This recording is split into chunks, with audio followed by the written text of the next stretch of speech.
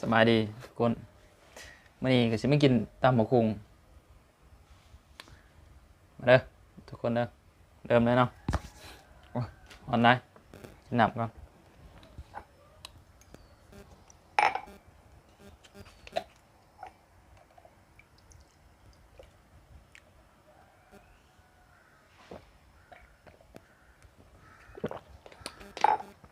กินสวงใบายทุกคน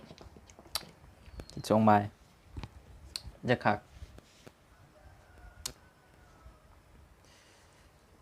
ตำบักหุ่งเผ็ดๆวันนี้มีกุ้งมีต้มไข่มีไก่ทอดเด้อทุกคนเด้อ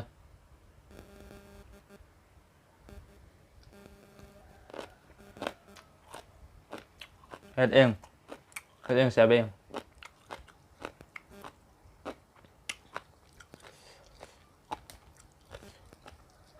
ผักหลายอย่างมื้อนี้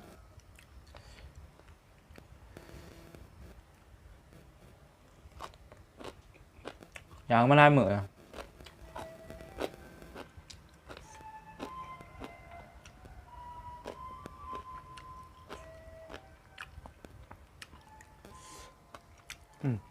หลายอย่างมาตุ่มต้มซุปหมูแห้งครับตำบักหุ่งพี่แซ่บ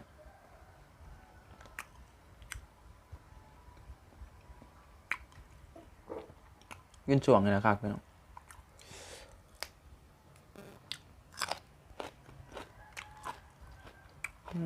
ผักละ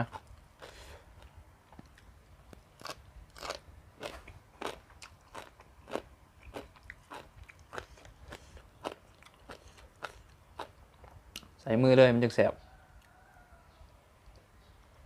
เป็นแบบบ้านๆเขา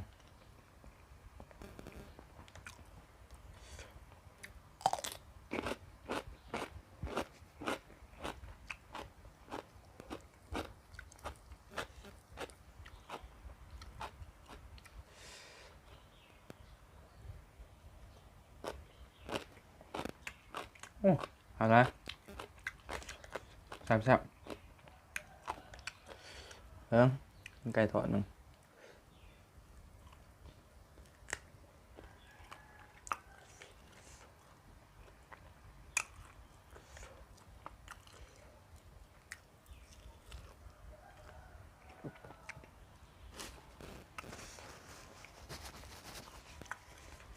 โอ้คักเด้อพี่น้องเด้อสิเริ่มเฮ็ดวิดีโอลงฝากกดไลค์กดแชร์เด้อพี่น้องเด้อฝากกดติดตามเนี่ย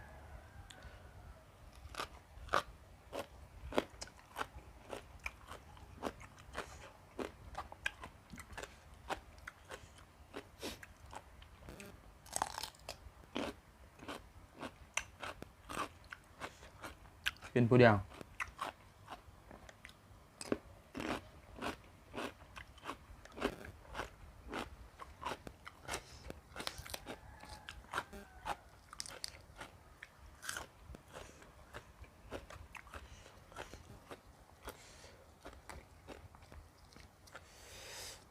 โอ้คักเด้อมาเด้อเต็มคำใหญ่ๆเฮ็ดเองแซ่บเอง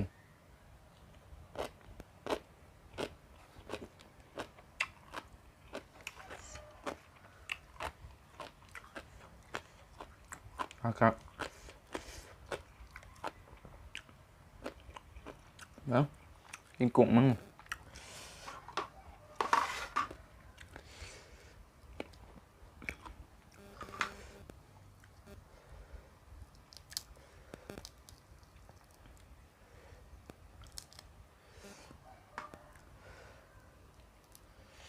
กินไข่เราบ่มาไข่มันได้ไข่มันเป็นจางๆจืดๆบ่ค่อยมีรสชาติในไข่กุ้ง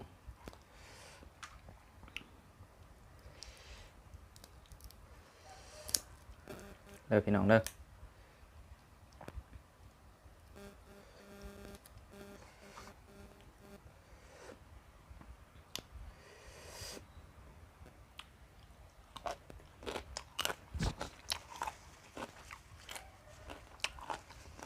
ครับ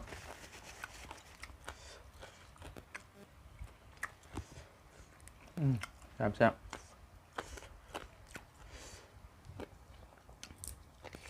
กินช่วงบ่ายใช่ไหมมันจะคักกินอาการหอด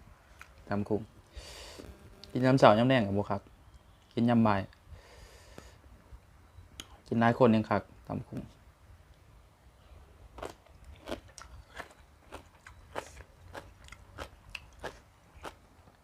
กินข้างจุดมันย่ำลำหน้าเกี่ยวเขาโอ้ครับ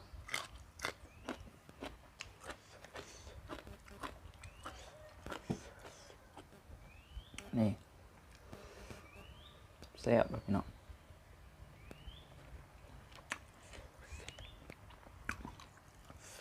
ชุกลายกับบะแซ่บต้มไข่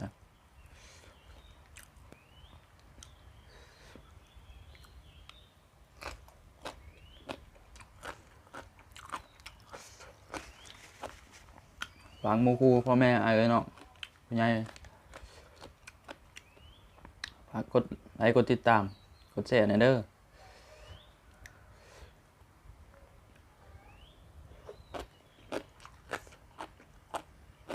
เราเช็ดคลิปกินน้องนี่เลย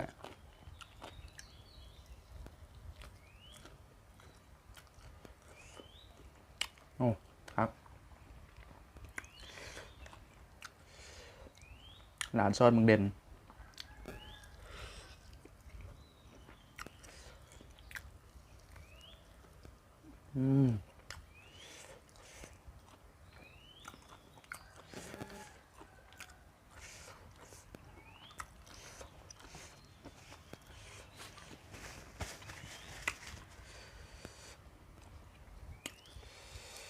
กุยบัดคักเด้งแซ่บเอง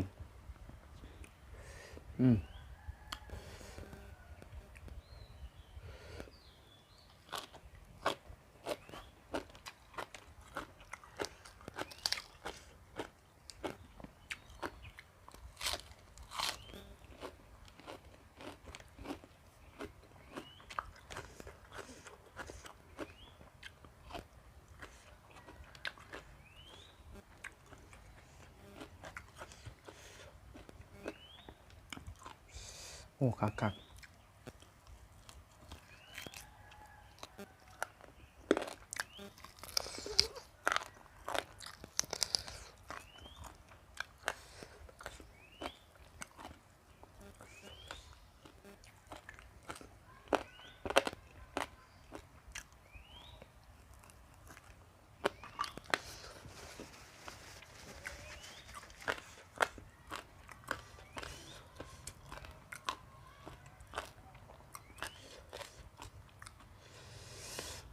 โอ้คักโดนเนี่ยเผ็ด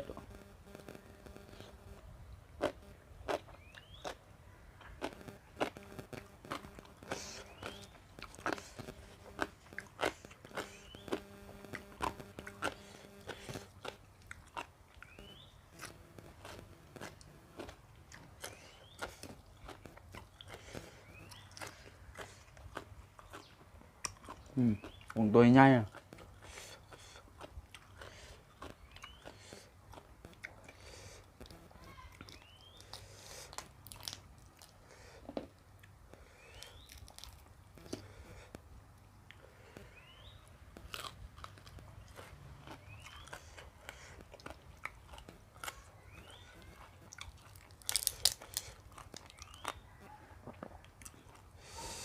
โอ้เผ็ดข้างล่างพี่น้องข้างล่าง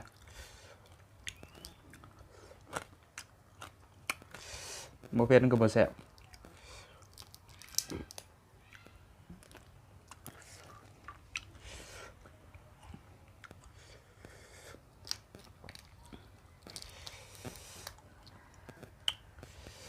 คัก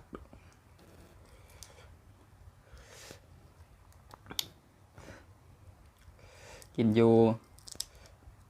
หน้าเองคักกินธรรมศาสตร์เขาธรรมศาสตร์นี่นะเองคักยามให้ยามหน้า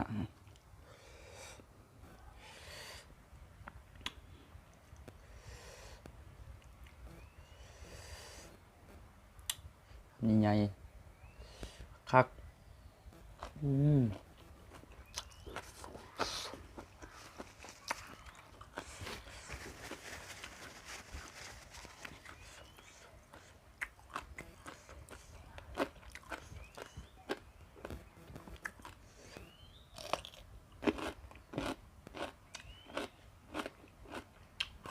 แล้วก็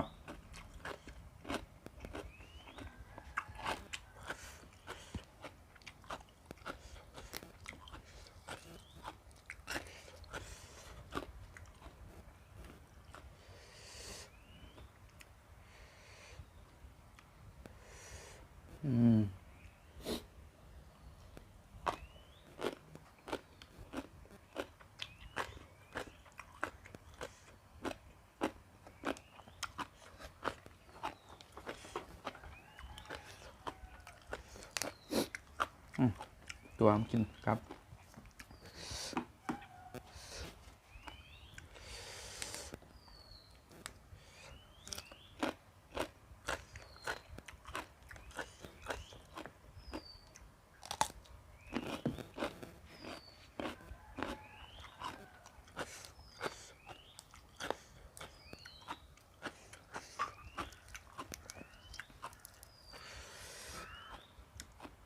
โอ้คักพี่น้องครับคำใหญ่ๆดอก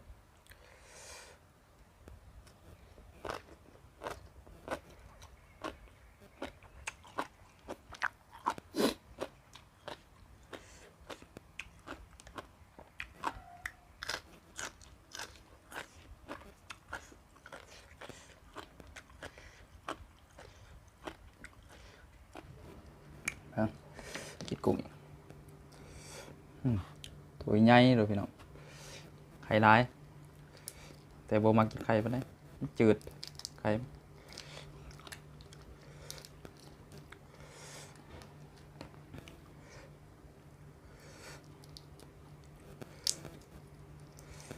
คือไข่ปลาแค่นี้มันมีรสชาติไข่ปลาไข่อึ่งนี่ใช่นะ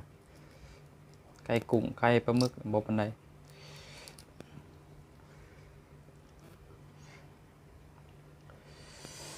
สิเนาะ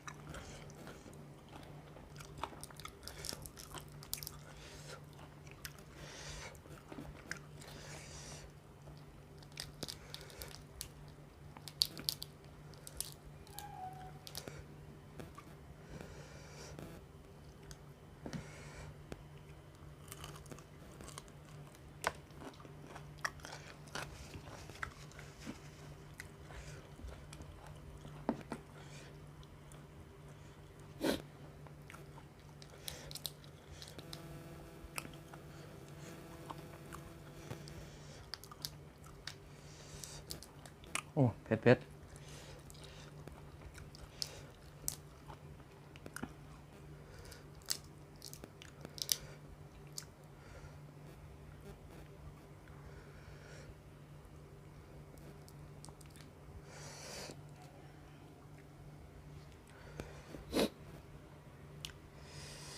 คำใหญ่ๆคัก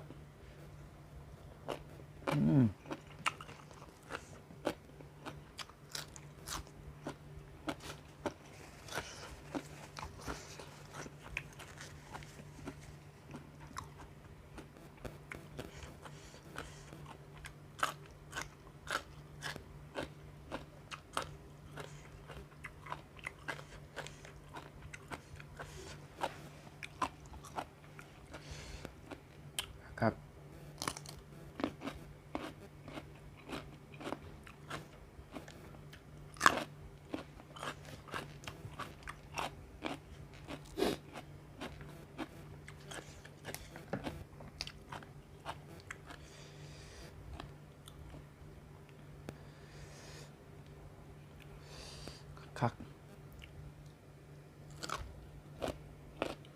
มวยกินได้เหมือน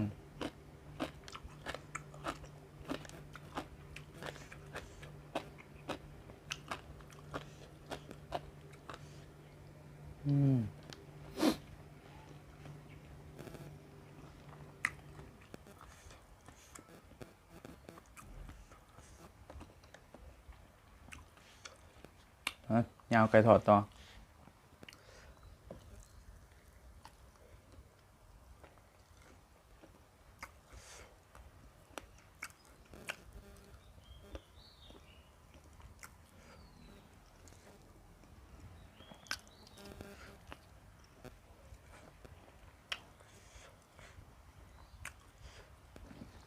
โอ้เผ็ด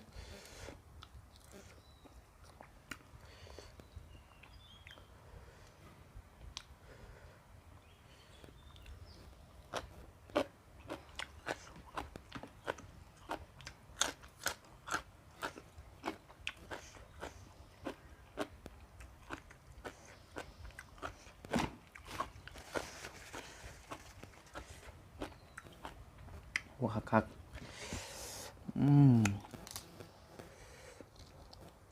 กินกับผักบัวละพะ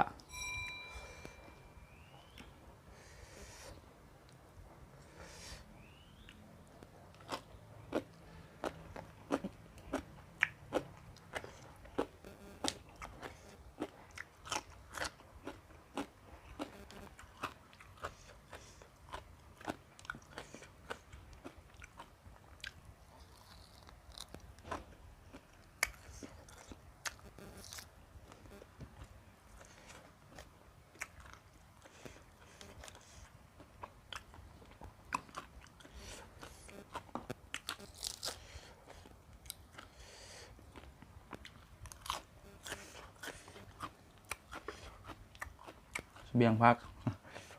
ง่าย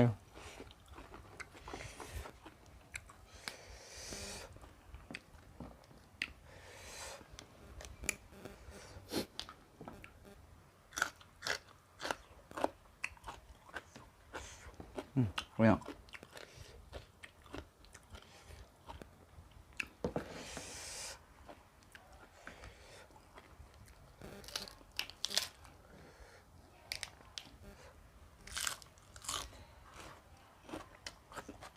ขอบรีพัน